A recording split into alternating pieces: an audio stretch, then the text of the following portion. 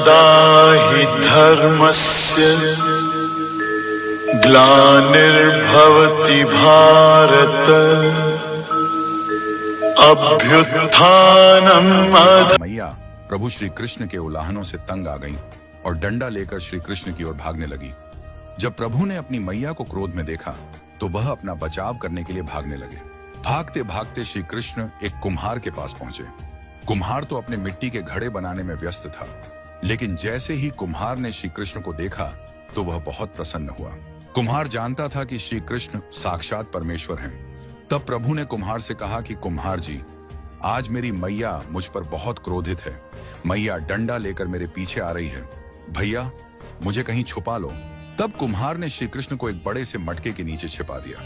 कुछ ही क्षणों में मैया यशोदा भी वहां आ गई और कुम्हार से पूछने लगी, क्यों रे कुम्हार, तूने मेरे कन्हैया को कहीं देखा है क्या? कुम्हार ने कह दिया, नहीं मैया, मैंने कन्हैया को नहीं देखा। श्री कृष्ण ये सब बातें बड़े से घड़े के नीचे छुपकर सुन रहे थे। मैया तो वहां से चली गई। अब प्रभु श्री कृष्ण कुम्हार से कहते हैं, कुम्हार जी, यदि मैया चली गई हो तो मुझे इस घड़े से बाहर निकालो। कुम्हार बोला, ऐसे नहीं प्रभु जी, पहले मुझे 84 लाख योनियों के बंधन से मुक्त करने का वचन दो।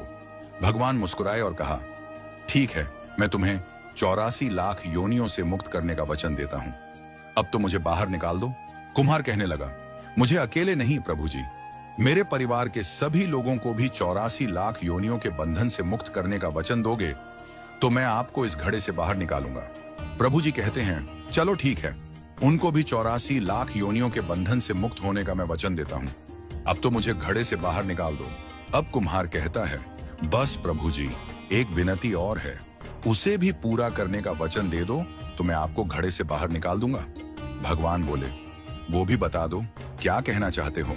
कुम्हार कहने लगा, प्रभु जी, जिस घड़े के नीचे आप छुपे हो उसकी मिट्टी मेरे बैलों के ऊपर लाद के लाई गई है। मेरे इन बैलों को भी 84 लाख योनियों के बंधन से मुक्त करने का वचन दो। भगवान ने कुम्हार के प्रेम पर प्रसन्न होकर उन बैलों को भी 84 के बंधन से मुक्त होने का वचन दिया।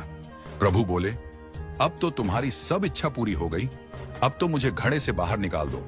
तब कुम्हार कहता है, अभी नहीं भगवान, बस एक अंतिम इच्छा और है, उसे भी पूरा कर दीजिए, और वो ये है, जो भी प्राणी हम दोनों के बीच के इस संवाद को सुनेगा उसे भी आप 84 लाख योनियों के बंधन से मुक्त करोगे। बस ये वचन दे दो तो मैं आपको इस घड़े से बाहर निकाल दूंगा। कुम्हार की प्रेम भरी बातों को सुनकर प्रभु श्री कृष्ण बहुत खुश हुए और कुम्हार की इस इच्छा को भी पूरा करने का वचन दिया। फिर कुम्हार ने बाल श्री कृष्ण को घड़े से बाहर निकाल दिया, उनके चरणों में साष्टांग प्रणाम किया, प्रभु जी के चरण धोए और चरणामृत पिया और प्रभु जी के गले लगकर इतना रोए कि प्रभु में ही विलीन हो गए। जरा सोच करके देखिए, जो बाल श्री कृष्ण 7 कोस लंबे गोवर्धन पर्वत को अपनी अंगुली पर उठा सकते हैं, तो क्या वो एक घड़ा नहीं उठा सकते थे? लेकिन बिना प्रेम रीझे नहीं नटवर नंद किशोर। कोई कितने भी यज्ञ करे, अनुष्ठान करे, कितना भी दान करे, चाहे कितनी भी भक्ति करे, लेकिन जब तक मन में प्राणी मात्र के लिए प्रेम नहीं होगा, प्रभु श्री कृष्ण मिल नहीं सकते।